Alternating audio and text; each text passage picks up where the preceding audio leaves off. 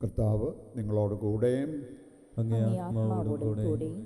വിശുദ്ധ ലൂക്കാ അറിയിച്ച പരിശുദ്ധ സുവിശേഷത്തിൽ നിന്നുള്ള വായന. കർത്താവേ, അങ്ങേക്ക് മഹത്വം.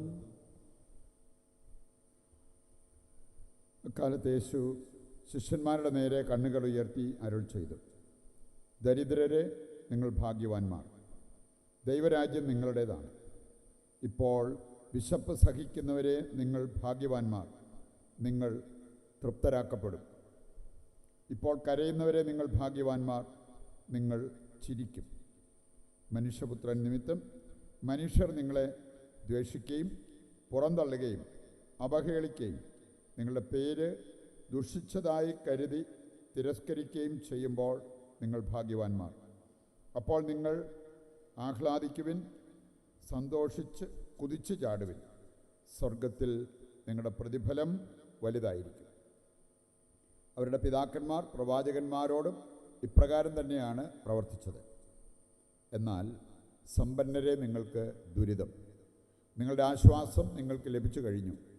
ഇപ്പോൾ സംതൃപ്തരായി കഴിയുന്നവരെ, നിങ്ങൾക്ക് ദുരിതം. നിങ്ങൾക്ക് വിശക്കും.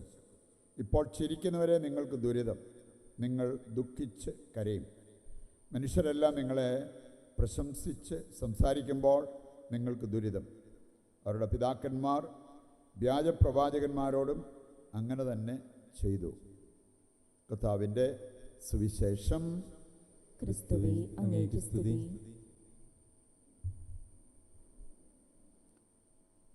ഈശോയിൽ പ്രിയപ്പെട്ടവരെ, പരിശുദ്ധ കന്യകാമറിയത്തിൻ്റെ നാമം പ്രത്യേകം നമ്മൾ ആദരിക്കുന്ന ഒരു ദിവസമാണ്.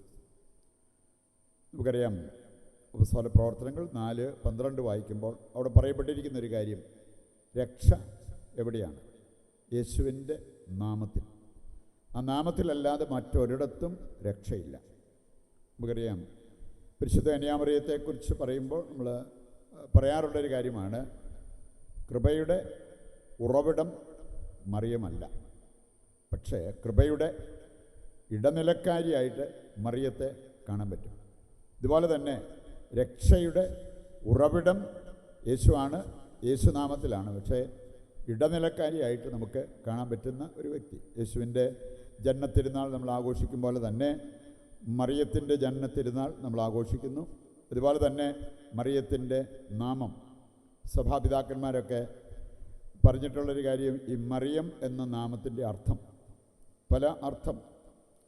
ബിറ്റർ സീ, കയ്പ് കടൽ, മറിയം എന്ന് പറഞ്ഞാൽ. അതുപോലെ തന്നെ നമുക്ക് കാണാൻ സാധിക്കും മറ്റു പല നാമങ്ങൾ.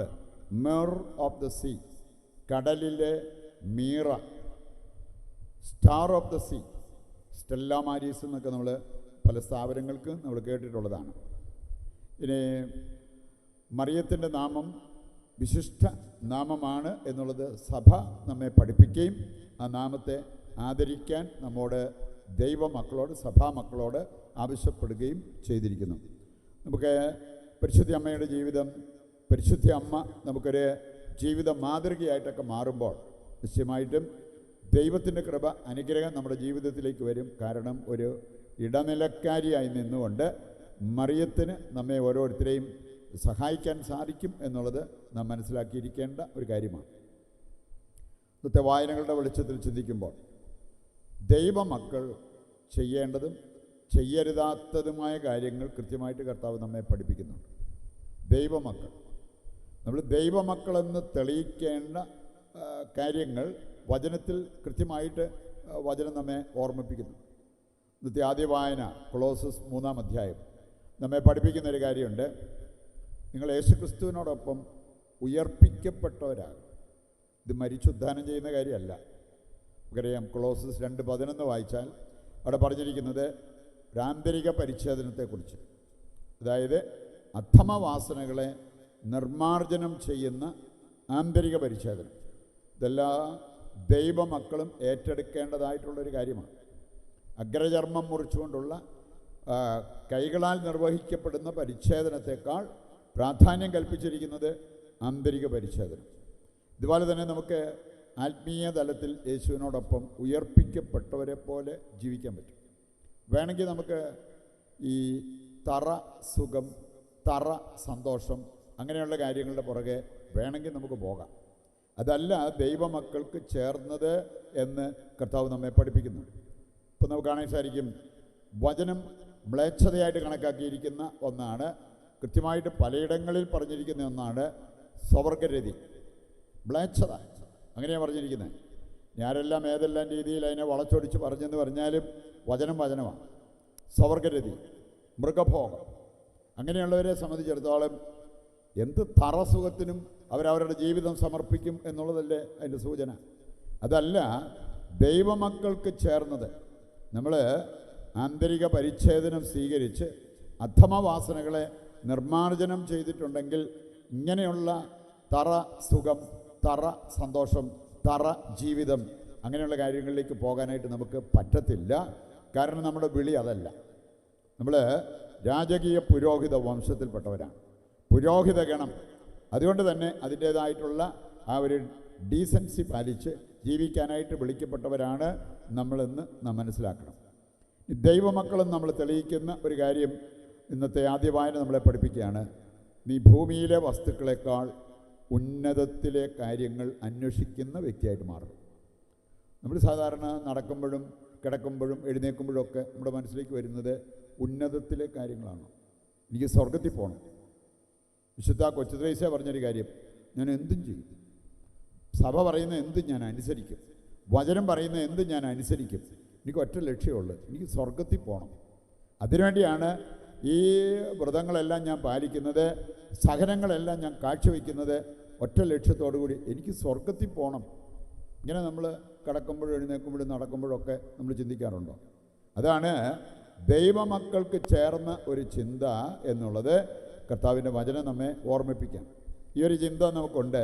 ഇതാണ് നമ്മളെ ഭരിക്കുന്നത് എങ്കിൽ നിശ്ചയമായിട്ടും മറ്റു കാര്യങ്ങൾ, നമ്മുടെ വിളിയോട് ചേർന്ന് പോകാത്ത കാര്യങ്ങൾ നമ്മുടെ ജീവിതത്തിൽ നിന്നും മാറി നിൽക്കും. അങ്ങനെ മാറ്റി നിർത്തി യഥാർത്ഥ ക്രിസ്തീയ ജീവിതം നയിക്കാനുള്ള ഒരു കടപ്പാട് നമുക്കുണ്ട് എന്നുള്ളത് നാം തിരിച്ചറിയേണ്ട ഒരു കാര്യമാണ്. ഇന്നത്തെ ആദ്യ വായന നമ്മളെ പഠിപ്പിക്കുന്ന മറ്റൊരു കാര്യം, ക്രിസ്തു എല്ലാവരിലുമാണ്, ക്രിസ്തു എല്ലാമാണ്. നമ്മൾ ശരിക്കും എല്ലാവരിലും ക്രിസ്തു ഉണ്ട്. എൻ്റെ മുമ്പിൽ നിൽക്കുന്ന വ്യക്തി, ആ വ്യക്തിയിൽ ക്രിസ്തുവിൻ്റെ സാന്നിധ്യമുണ്ടെന്ന് തിരിച്ചറിഞ്ഞു കഴിഞ്ഞാൽ നമ്മുടെ സ്വഭാവം എങ്ങനെയിരിക്കും? ക്രിസ്തുവിനെ നമ്മൾ തെറി പറയും. ക്രിസ്തു എന്തെങ്കിലും ആവശ്യപ്പെട്ട് കഴിഞ്ഞാൽ, ഒരു സഹായം ചോദിച്ചു കഴിഞ്ഞാൽ എന്നെക്കൊണ്ട് പറ്റിയാലെന്ന് പറയുമോ? ഒന്നുമില്ല. അപ്പോൾ ആ ക്രിസ്തു സാന്നിധ്യം നമ്മുടെ കുടുംബത്തിലുള്ളവരിൽ കാണുകയാണെങ്കിൽ നമ്മുടെ കുടുംബം സ്വർഗമായി മാറിയല്ലേ. എല്ലാവരും കുടുംബാംഗങ്ങളെ ക്രിസ്തു സാന്നിധ്യമുള്ളവരായിട്ട് കണ്ട് അവരെ സ്നേഹിക്കുമ്പോൾ ക്രിസ്തുവിനെ സ്നേഹിക്കുന്നു എന്നുള്ള ബോധ്യമുണ്ടെങ്കിൽ, മത്തായി 25 കാതലായ സന്ദേശം അതല്ലേ. എൻ്റെ ഈ എളിയവരിൽ ഒരാൾക്ക് നീ ഇത് ചെയ്തു കൊടുത്തപ്പോൾ എനിക്ക് തന്നെയാണ് ചെയ്തു തന്നത്, എനിക്ക് തന്നെ ചെയ്യാതിരുന്നപ്പം എനിക്ക് തന്നെയാണ് ചെയ്യാതിരുന്നത്. പൗലോസിനോട് കർത്താവ് പറഞ്ഞൊരു കാര്യം, നീ എന്തുകൊണ്ട് എന്നെ പീഡിപ്പിക്കുന്നു? പുള്ളിക്ക് മനസ്സിലായില്ല. ഇനി ഞാനങ്ങനെ എപ്പോഴാണ് നിന്നെ പീഡിപ്പിക്കാൻ തുടങ്ങിയത്? എൻ്റെ ഈ വിശ്വാസം സ്വീകരിച്ച, എന്നെ സ്നേഹിച്ച് ജീവിക്കുന്ന ക്രിസ്ത്യാനികളെ നീ പീഡിപ്പിക്കുമ്പോൾ നീ എന്നെ തന്നെയാണ് പീഡിപ്പിക്കുക. ഈ ഒരു ബോധ്യം നമുക്ക് വന്നു കഴിഞ്ഞാൽ നമുക്ക് നമ്മുടെ സഹോദരങ്ങളെ വെറുക്കാനോ അവർക്കെതിരെ പോകാനോ നമുക്ക് പറ്റുമോ? പറ്റത്തില്ല. ക്രിസ്തു നമ്മുടെ ഹൃദയത്തിൽ എല്ലാമായി മാറണം. നമ്മൾ കാണുന്നുണ്ട് 1 പത്രോസ് 3:15 പറയപ്പെട്ടിരിക്കുന്നൊരു കാര്യം, ക്രിസ്തുവിനെ കർത്താവായി നിൻ്റെ ഹൃദയത്തിൽ നീ പൂജിക്കണം.